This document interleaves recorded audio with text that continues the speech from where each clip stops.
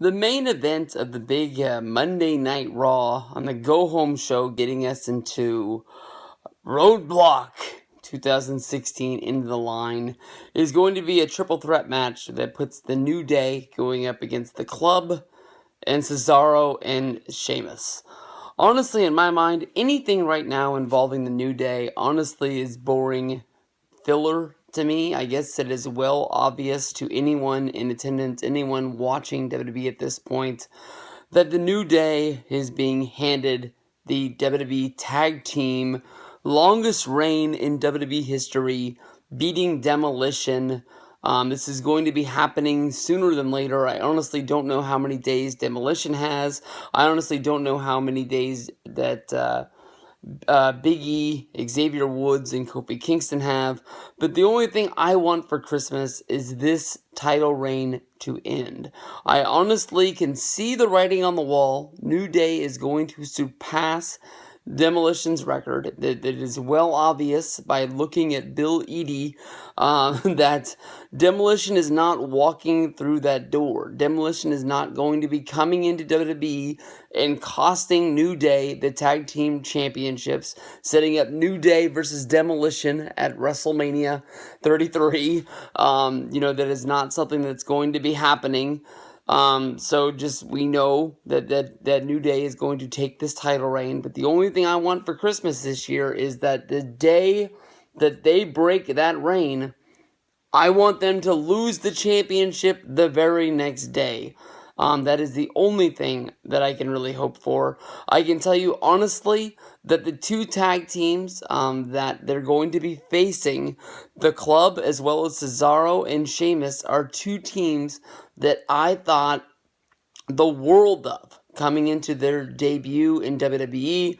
I thought that honestly when they put together Luke Gallows and Carl Anderson and had them come to WWE as a part of the New Japan invasion that happened earlier this year, which right after the Tokyo Dome show, when it was announced that AJ Styles, Shinsuke Nakamura, and Guns and Gallows would be coming. I thought this was going to be huge for the tag team division as well as Monday Night Raw.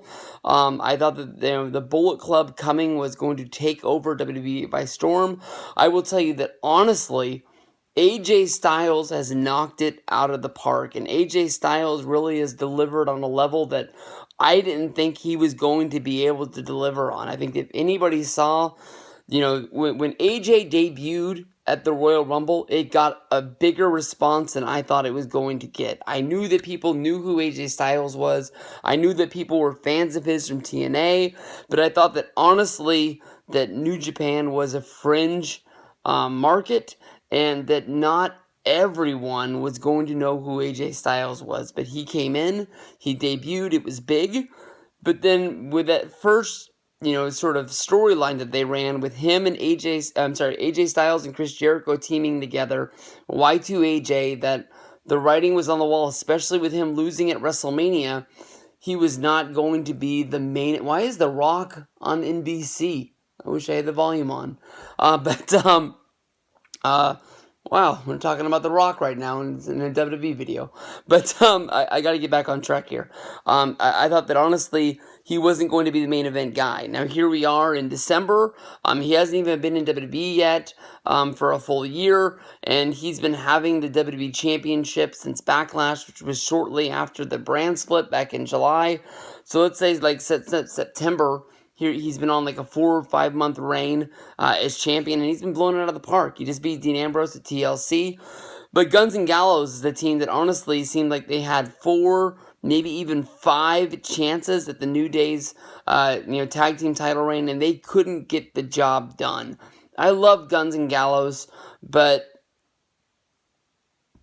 I bet you honestly, from being a fan of Talking Shop, if you were to ask them what they think about their reign in WWE, I honestly bet you that it's for the Fast and Furious movie, but they wouldn't give a shit. They're getting checks. They're cashing checks. They're on the road.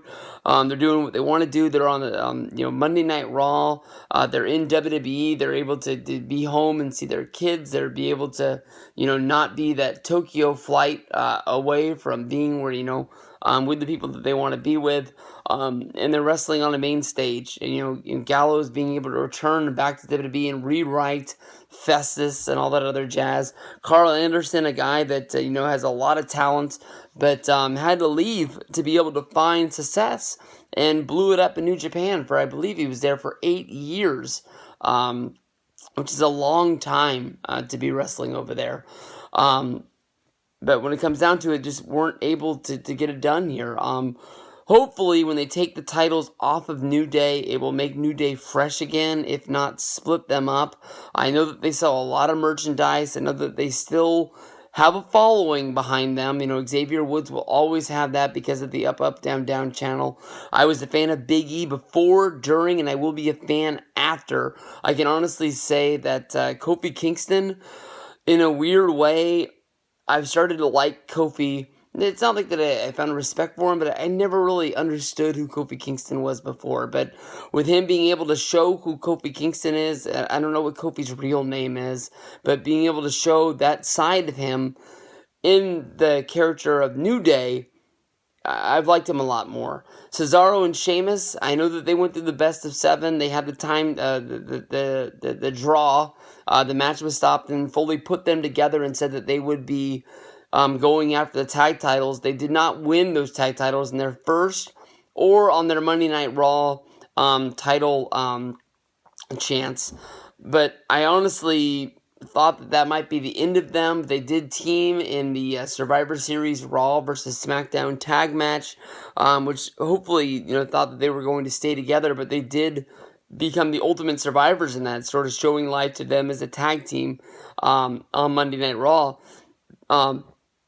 Honestly, them not holding the titles to me is a setback for them, and it sort of is a waste of what they're doing. I mean, you look at Cesaro as a guy that's going to have some light shine down him because of the fact that they are signing Cassius Ohno, Chris Hero, from the Independents, and bringing him back in, whether that's him coming to the main roster or him coming and just wrestling for NXT.